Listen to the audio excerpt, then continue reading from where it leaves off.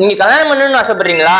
அதுக்கு என்னென்ன கண்டிஷன் இருக்குன்னு தெரிஞ்சுக்க வேணாம்? அப்ப கண்டிப்பா இந்த காணொலியை முழுசா பாருங்க. ஹிந்து திருமண சட்டம் பிரிவு 5ல ஒரு வேலிட் ஹிந்து மேரேஜ், ஏற்கத்தக்க ஒரு ஹிந்து திருமணம் அப்படின்றதுக்கு 5 விதமான நிபந்தனைகளை சொல்லுது. இந்து திருமணம் அப்படிங்கிறது நிச்சயமாக உறுதியாக 2 இந்துக்களுக்கு இடையே தான் ஏற்பட முடியுமே தவிர வேறு ஒரு மதத்தை சேர்ந்தவர்களாக ஒருவர் இருந்தால் அந்த திருமணம் செல்லாது. அது ஒரு திருமணமே கிடையாது. இந்த 5 நிபந்தனைகள்ல முதலாவதா 2வது திருமணத்தை இந்து திருமண சட்டம் ஏற்றுக்கொள்ள. டைவர்ஸ் பண்ணிட்டு ரீமேரேஜ் பண்ணிக்கலாம். ஆனா முதல் திருமணம் நடைமுறையில் இருக்கிறப்போ 2வதா ஒரு திருமணம் செய்தா அந்த திருமணம் செல்லாது. 2வதா செஞ்ச திருமணமே கிடையாது. அது ஒரு இல்லிஜிட்டிமேட் மேரேஜ் அப்படின்னு சொல்றாங்க. 2வதா வயது, பெண்ணுக்கு 18 வயதும் ஆணுக்கு 21 வயது பூர்த்தி செய்தவர்களாக இருக்கணும். அடுத்தது கன்சென்ஸ், ஒப்புதல், அதாவது முழு மனசுடன் தானாக இருக்கணும். ஒரு வாலண்டரியான ஒரு கன்சர்ன் ஒப்புதலோட தான் அந்த திருமணம் செஞ்சிருக்கணும். அதே மாதிரி இம்பார்ட்டன்சி, மலட்டுத்தன்மை இருக்கிறவர்களா இருந்தா அந்த திருமணம் செல்லாது. அதை நம்ம நீதிமன்றத்துல வழக்கு போட்டு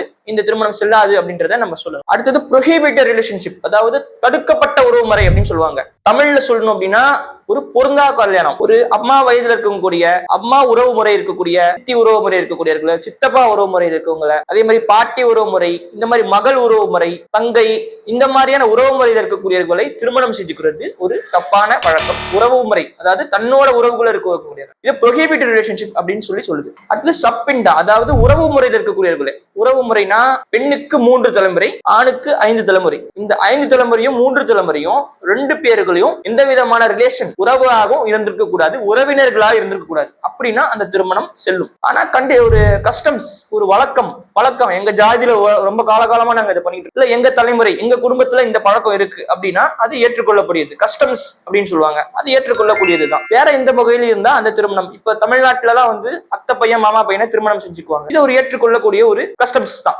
அடுத்தது சடங்கு. இந்து திருமணம் நிச்சயமாக ஒரு சடங்கு செஞ்சுதான் முடிஞ்சிருக்கணும். இந்த மாதிரி இந்து திருமணம் என்ன சொல்லுது, கிறிஸ்தவ திருமணம் என்ன சொல்லுது, இஸ்லாம் என்ன சொல்லுது, அதுக்கு டைவர்ஸ் வாங்குறது, இந்த மாதிரியான குடும்ப சட்டத்தை பற்றி விரிவா நம்ம பேசலாம், விரிவா தெரிஞ்சுக்கலாம். உங்கள் அனைத்து கருத்துக்களும் வரவேற்கப்படுகிறது.